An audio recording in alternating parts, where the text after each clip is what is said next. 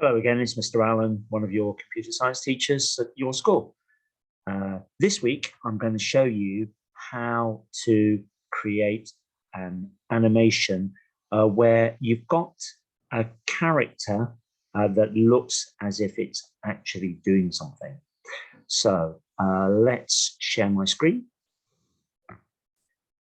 Going to go to Scratch. I'm not going to read out the password and username this time. If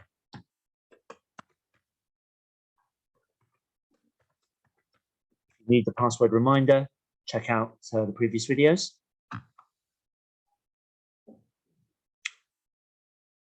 We're going to create.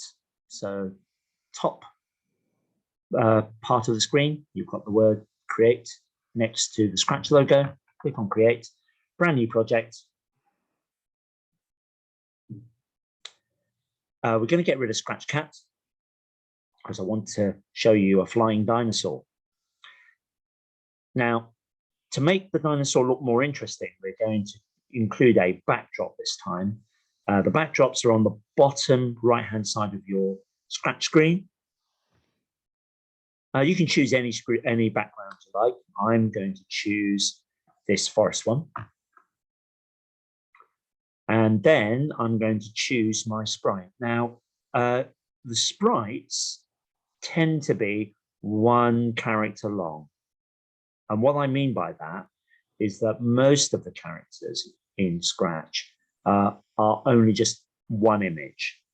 Whereas some of the characters, like the one I'm about to choose for you, Dinosaur 3, you can see when you click on Dinosaur 3, it's actually moving.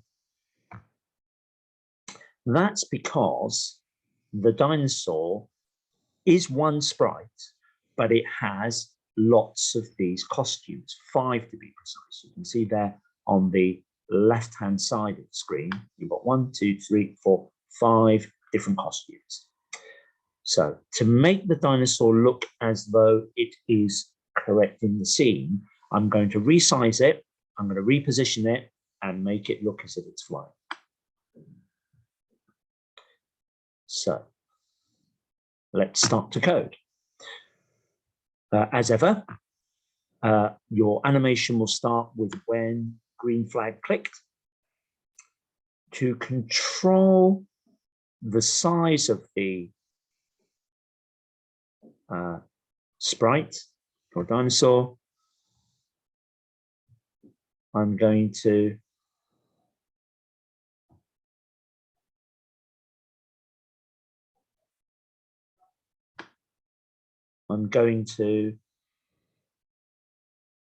choose the set size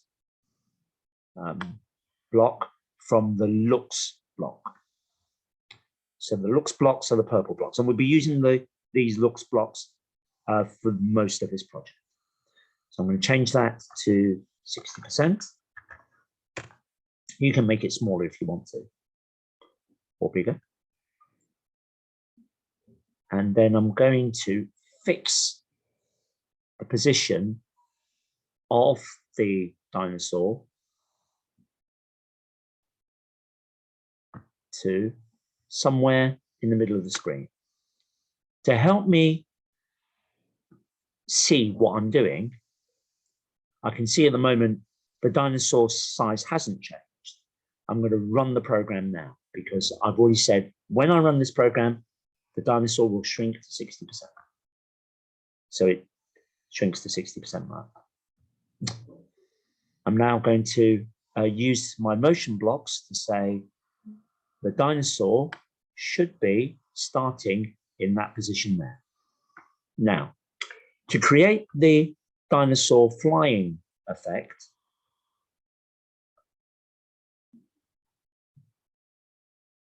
I want to use my control block, and we're going to use the repeat block where it has repeat a number of times. Scratch defaults to 10. Scratch always starts with 10. So going back to the looks block, we're going to use the switch costume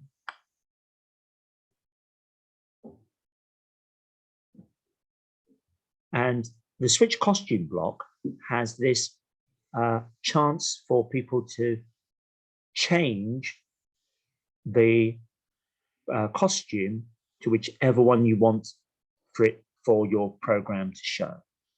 So I'm just going to leave it as it's currently set at dinosaur 3-E. Now, to make the flying effect look more visually interesting, I'm going to use my control block. I'm going to wait, but instead of waiting 1 second, I'm actually going to change it to half a second, so 0.5. I then repeat that experience again by going to switch costume block, but this time, instead of dinosaur 3E, I'm going to change it to dinosaur 3D. And I'll do that again a few more times, so you can see we're waiting, not for 1 second, we're going to change that to half a second. Go to looks block again, choose the switch costume block, change that from the E to the C, and wait another block, half a second, looks, switch costume to B, and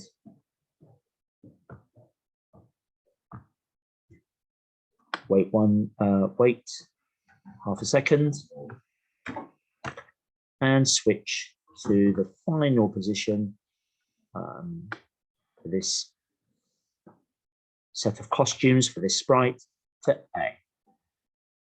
And if you run it now, you can see the dinosaur looks as if it's flying. So you can try any character, any sprite that has a set of costumes. And if you're feeling really creative, maybe you can think about creating your own set of costumes using a sprite, or making your own, drawing your own sprites by using the drawing function available in Scratch. I'll see you next time. Thank you for watching.